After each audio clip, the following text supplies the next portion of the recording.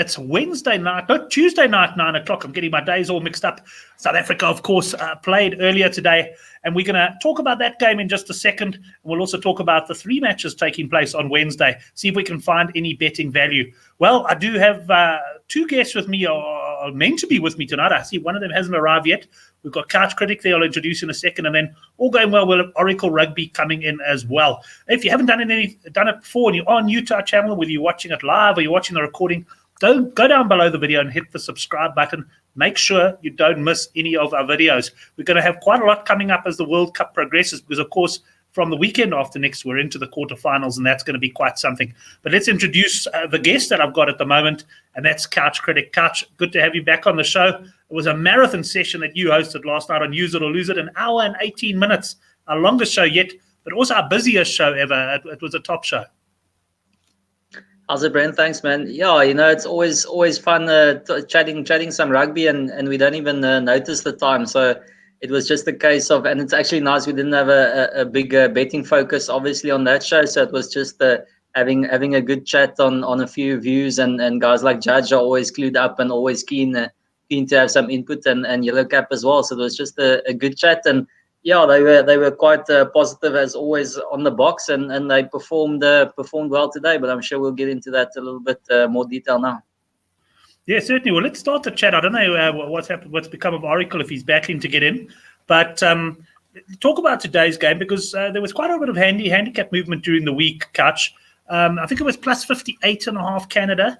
Then the Bok team was named. It was sort of seen as a bit of a B team. The handicap came in. I know there was lowest I saw was minus 49.5 at Sunbet. And it sort of stabilized around the 52.5 mark. But the big question about Canada was always going to be whether they didn't have their eye on the Namibia game this coming weekend. And I don't know, that's pretty much what I thought at the start. I went over 8.5 tries on the South Africa game, over 8.5 South African tries. And I mean, certainly at halftime, I think they'd scored 7, and I thought I was home and hosed. In the end, I never went anything really easy. I had to sweat a bit, but I got the feeling that Canada just wanted to get through this game and focus on the Namibia game. Yeah, Brent, that was always going to be the danger. I did it in my preview as well. I mentioned that it's, the big target is this weekend. They did play a few of their frontliners were still involved, but as you said, probably mentally and even physically at the end, they were just pulling out of it and trying to get to that game that's going to be all important for them. They want to leave with a win in this World Cup, so that's going to be where it's going to be at for them. And I don't know, it's a bit tough, but we'll maybe talk on them a little bit later. Just on the betting front itself, I was one of those who kept an eye on the team announcement, and when I saw the Bok team, Rassi's got a settled B team, which is something that he worked on a lot, and I thought this was a bit of a makeshift Springbok unit, and I don't think they would gel quite as quickly, and they'll have a few issues and perhaps start slow. And it was the exact opposite. 3 tries in 9 minutes. It was chaos there at the start. I actually had a meeting in the morning, and I missed the first half. And as soon as I had the chance to check my phone, I was like 47 zip, and I couldn't believe what was happening. So it was crazy. And in terms of my punts, I was on the 57.5 early doors, and then just before kickoff today, actually, I still found some 49.5 and a little bit last night, and I basically traded out of my position and really just hoped for the middle because I didn't have a strong fancy. And then obviously I had some try scorers, but Reinach, I think, blew it all out the water for me with three of his own there. That's what I think Chris saying. We're giving the Canadians too much credit, saying they were focusing on the Namibian game. Another way of saying they're just a terrible team. Welcome to Chris and Sean that we see there in the live chat. And Sean is one of those guys, he's got his 10-point rule that he talks about, Couch. And at the risk of getting it wrong here now, when there's a team that's a well-backed favorite and they go down by 10 points or more, you back them on the current handicap at that point. I think Sean can correct me if I'm wrong there. But it was interesting because today we had a situation where we had a red card. And, of course, the markets change immediately with a red card. And Henrik, I think he's got his red card rule. And he managed to get at the break. He WhatsApped us and said, boys, I'm climbing on at the break. I've got a rule that when the red card happens, bookies overreact. And whatever the handicap is at halftime, I'm getting on. And I think there was plus 92.5. And eventually, he said he battled to get on with some of the books. He got plus 89.5. I mean, that absolutely cruised home. Because the reality was South Africa did step off that gas in the second half. And, in fact, I think they won that half 17-7 against the 14 men. Brent, red card rule or not, I just think it's been a tendency in this World Cup, and I've got it down for one of the games. I think it's the same bet you've got in that specific match, is that often things just fall flat in that second half. It's like the humidity and the bit of the stickiness becomes worse later on in the game, and it just accumulates. And I mean, the guys are sapped physically, so the levels aren't quite up there, and job done as well. So mentally they also not too involved anymore. And then you get the subs coming on again today. They came on in a few different positions and things like that. So it's just in general, it's a good way to go, especially after such a fast start. You just know it can't really go out from there. And I think almost the red card was irrelevant in that game. So in the end, it was a great call by Hendrik. I mean, as I said, I was moving around a bit, so I didn't really get onto anything there, and I was just hoping old Marks could get one at the end there for a last try scorer, which I had him down for, and unfortunately that didn't quite work out for me. But onto the game itself, I thought there were some patches that Canada didn't play too bad, especially in that second half, which, as we said, is almost surprising, because you'd think that they'd be waiting for the weekend's game and they'd actually be worse in the second half and really dial it down and not be present, And I thought they stuck it out, and they actually, on a couple of occasions, the one time Corsi chased down a guy quite quickly, and the other time it was on the far side of the field. They also worked the move close to the end. So they actually got close to scoring a second try, and that would have been quite impressive against a Springbok team putting up two tries when defensively we're quite decent. But I must say it's going to be a cracker between them and Namibia, I think. Who won man of the match? Was it Reinach for his 3 tries? Yeah, that's the only thing I got right the whole day. Is just before kickoff, I saw Sunbet had a market on there, and I stuck a small little chunk of change onto RG Snyman, and he's the guy who got it. So that was the only salvation. What price? Couch, what price did you get 91. Snyman? Okay, because I took some 12 to 1 in Corsi, and when he started with an early try, I thought, here we go. But it was one of those games again for him where the ball just wouldn't come his way, and when it did come his way, he was stopping to take it, and it was just one of those frustrations. But I thought he had a good game in terms of workload. You pointed out the fact that he got back and tackled, and overall I was impressed. Look, I'm going to say it, I really am impressed with this box side. Their physicality and all of the rest. I think they're going to be better suited to playoff rugby, if anything, because playoff rugby's not going to be one with imaginative back play. Maybe the odd try or whatever will come through. But I think the Boks are going to be very well suited to the playoff game. Their pack in particular is looking very physical.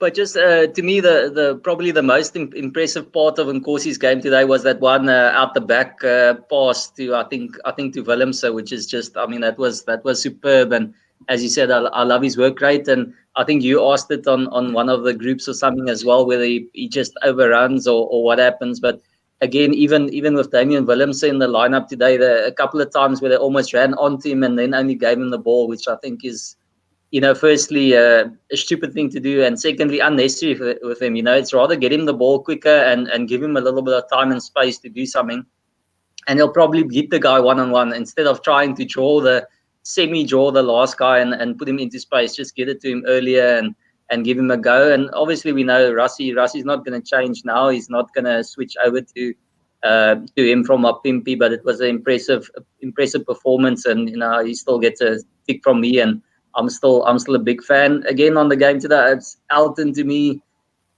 he just showed that in that one passage of play, he did the penalty kick that he didn't kick out, and he passed the pass that dropped onto the ground 3 times before the inside centre got it. I mean, he's just nowhere in terms of being on an international level for me to play in a big game. That remains a huge concern, I think, for the Boks. Otherwise, Reinach, everyone's great game. Reinach, I think he was pretty poor as a outright number 9. He finished well. He did what we know he can do. He's a great bench guy. He's a great injection. But to me, I think he was caught 2 or 3 times behind the ruck, caught by a Canadian, which, I mean, then you're going to have trouble against the big guys when they come around there and try and catch you in possession.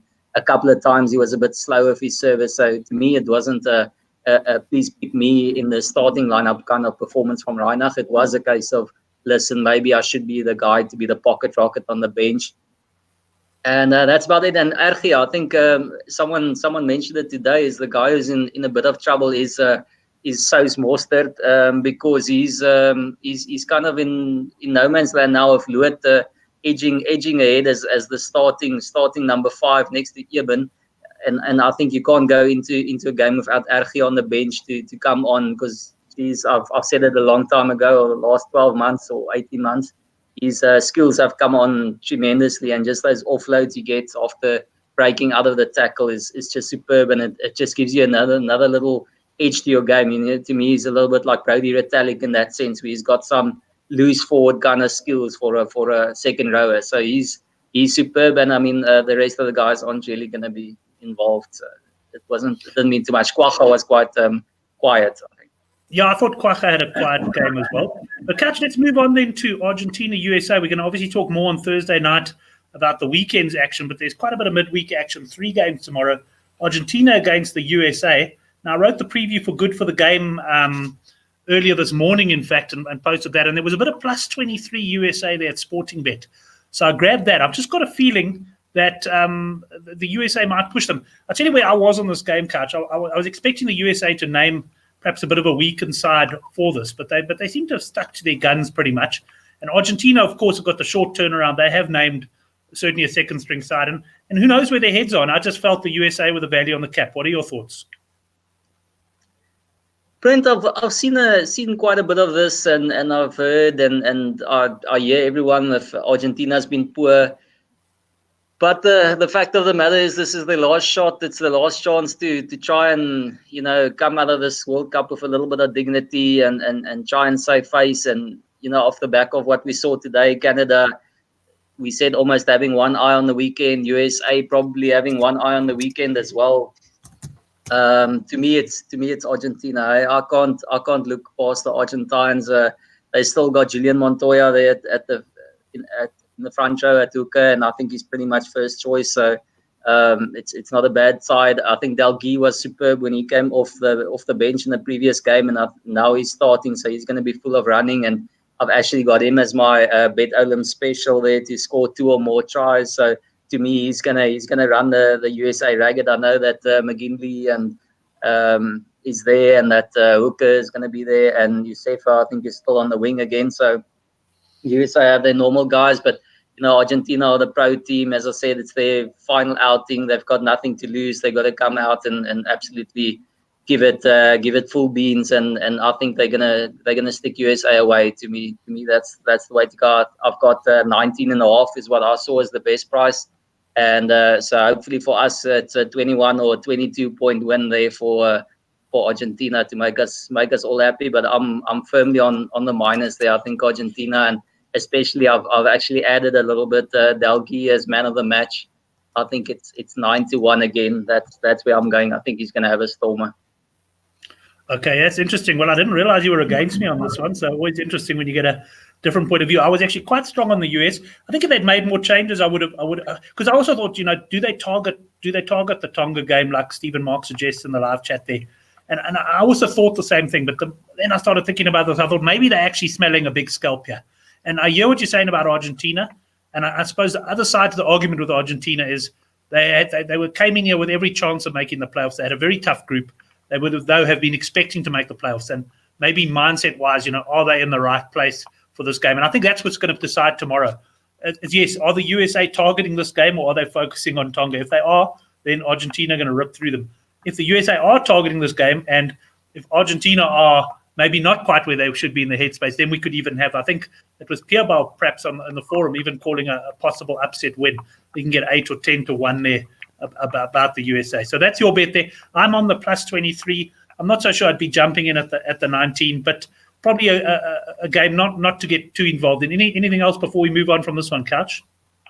No, Brent, I just want to say I hear everyone on that, and I'd say you know, we know if in the first half an hour there, if USA can keep it close and stay in it, then obviously they're gonna turn it up and really push them. And as you guys said, then even an upset is in it. But you know, if they trail by more than 10 points after the first half an hour, I think they could really give up the ghost, and the wheels could come off for them. As I said. Possibly just starting to focus, ringing some changes, knowing that they've only got a few days until Tonga. So I don't put it out of the question. And as you said, you're probably not one to get heavily involved in. But I do like Dalghi there. As I said, I've got the special on him, and I'll also have a little man of the match play. And then also Julian Montoya, I've seen 8 to 10 to score a try anytime. I've already, hopefully without jinxing it, won some money on him to be Argentina's top try scorer since he's already got 4. I don't think anyone will get there. At worst, I'll be sharing my money, but I'm going to be greedy and take some 8 to 10 that he gets at the back of a rolling maul. They'll look to take USA on up front in the pack, and the Argentines more pretty much as good as anyone. So I'm taking that 8 to 10 as well. I'm just going to bring up a live comment that I've just put on there now. Sean, you can't bank your 13 to 10 Oracle yet. So just explain this to the people. When Oracle went on a bad run and left the show for a while, I offered odds to a few guys as to say, when is he going to come back? Will it be before the playoffs, during the playoffs? Never. And Sean was joking earlier today when he saw Oracle was coming on the show. I can get the 13 to 10. The problem is Oracle hasn't rocked up to the show, so we have to worry what went wrong with him today. Hopefully all is well with the Oracle. Let's move on then, Couch, to the next game. It's Scotland up against Russia. Minus 35.5 at Sunbet. Scotland looks like there might have been a little bit of money their way. Of course, the challenging thing, Couch, about this game is Scotland really need to just win the game with a bonus point because ultimately it's the Japan game that's going to be crucial for them. And that makes these handicaps quite interesting because, I mean, Russia, let's face it, not the top side, but they played in their last game. They've, in my view, punched a little bit above their weight. And I was a little bit nervous about this one from a handicap perspective. No, I must say, Brent, I've looked at this both ways and up and down, and I just can't get a firm grasp on the handicap itself. To me, it's you could see it go either way. They're only winning by 18 or 19 and being comfortably in it, or just really pulling away. But as you mentioned there, I've actually been a little bit quietly impressed with Russia. I think they haven't been been terrible, but so I think Russia have been decent. They haven't looked like they've been very good at scoring tries and very creative, but they've been one of those mono teams that have just been able to keep possession, and they're physical enough. And to me they're not a bad side. And the only thing pushing me towards thinking that the handicap could be a runner is that Scotland need the tries. So that's the only thing. Otherwise, I would have been firmly on Scotland just coming in there, getting the job done, getting out of there, and not covering. But obviously needing to chase the 4 tries, maybe it'll be a little bit more open, and they'll give the ball a little bit more air. But saying that, they've got the game on the weekend. It's definitely a B team this for Scotland. Russia is going to give it everything, and there's just, I've said when I'm not sure, I'm just not going to stay in. I'm not going to have a go on the bigger minus quite easily, and this is the case where I'm not getting involved in that handicap. For me, it's not the place to go. The only thing I will do, and I think this was where I saw one of your punts, is the first half to be the highest scoring half. I think we saw it today again. It always gets tougher in that second half for me. It's just, someone like Fiji who could pull away or something like that might happen. But in this one, I see the scoring could happen early doors. Scotland get 2 or 3 of their tries and then just try and manage the game out. And as I said, Russia, they're not going to contribute a heck of a lot in scoring terms from their point of view. So to me, first half, I've got it at 5 to 4. I don't know whether you saw something, but 5 to 4 first half, highest scoring. That's where I'm going for a little nibble on this one. And then obviously I'll have a exotic or 2 there. But I don't know if you want to add something there, Brent. Yeah, I had a quick look at Sunbet now to see if that's still available, Couch, and confirm it is. It's 5 to 4. I think I got just slightly more than 5 to 4 at preview time. But I just thought there's a bit of look. It's one of those bets. I only take a which half is highest scoring bet when I'm honestly not too sure on the game, to be honest. I'm looking for a bet. And I just think there could be some value there. I think it was one of Scotland's earlier games where they went 28-0 up, 4 tries in the first half, and they just stepped off the gas totally. And I could well see something similar like this. And I see Chris McGowan saying plus 34 Russia for him. And I guess the same logic would apply. Scotland go out, they get the job done, and then they might just soak up a little bit of Russian pressure there. Not a game I'll be getting too involved with. Just to mention to you, if you are new to our YouTube channel and you aren't aware of the Good for the Game website, you can go to www.goodforthegame and just links below this. We've got links to the Good for the Game newsletter, which comes out on a Friday with our best bets, and our forum thread, which is extremely popular. Guys post their bets on the forum and also information, share ideas. There's some good banter on there. There are links down below the video, so go on and have a look at that. Right, now next one we want to go to then couch to finish the show is Wales against Fiji. Now here we got Wales minus 17.5 at Sunbet. I saw generally the 16.5 point mark. And I've got to say that for me, this was another tough handicap, although I see there were one or two boys on the forum quite confident in Fiji.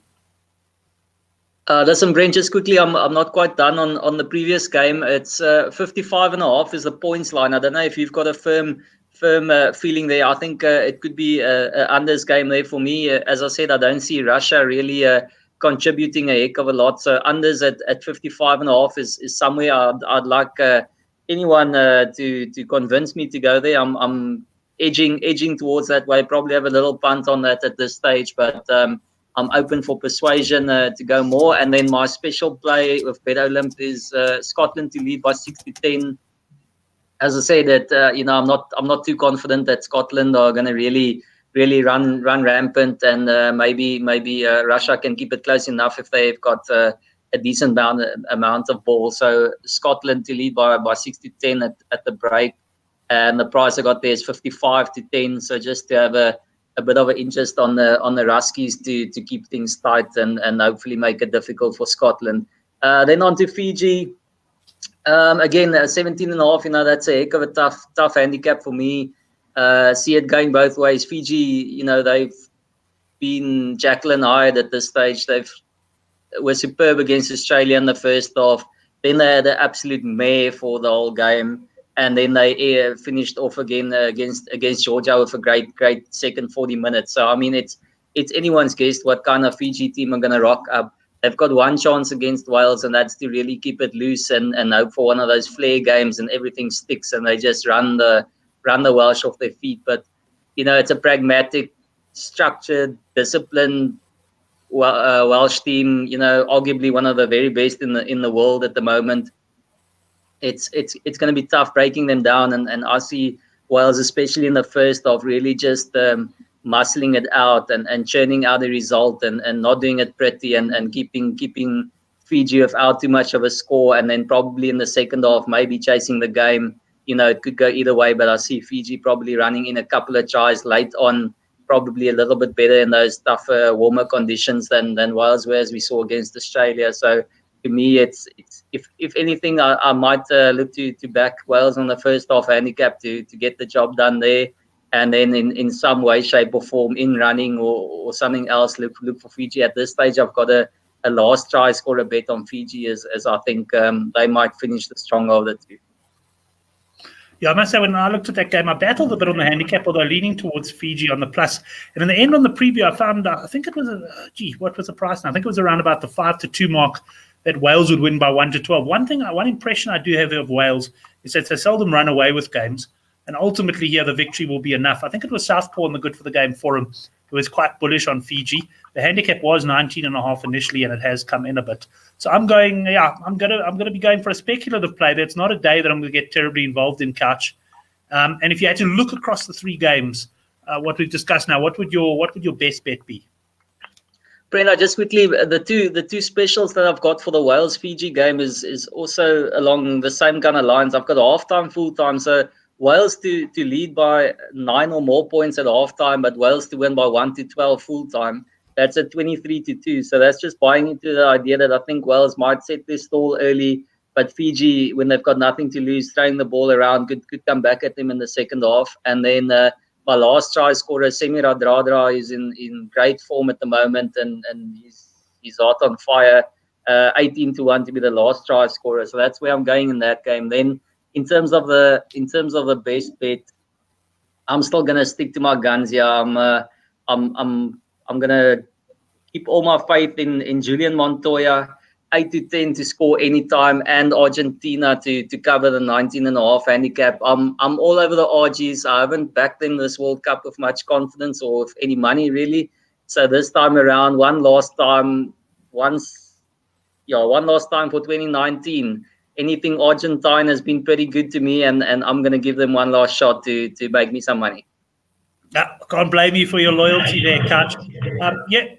My best bet for tomorrow, I like the USA on the plus. I think they're gonna push the Argentines close. So I'm going against Couch on that one. I've taken the plus 23. I'd probably still go around about the plus 19.5, plus 20.5 mark. Well, that brings us to the end of the show. Thanks to the guys who did join us in the live chat, not one of our regular slots. But we will, of course, be back. I see there's no rugby on Thursday. I was looking at the fixtures now. But our next game's on Friday, which, of course, sits up perfectly for the handicap, which is going to take place. That's on Thursday night at 9 o'clock live on YouTube. So we hope to see you guys there. And that should be a good one. And Couch, sorry to hear you missed your first half of rugby of the whole World Cup today when you actually had a meeting. But I hope you can catch some of the games tomorrow.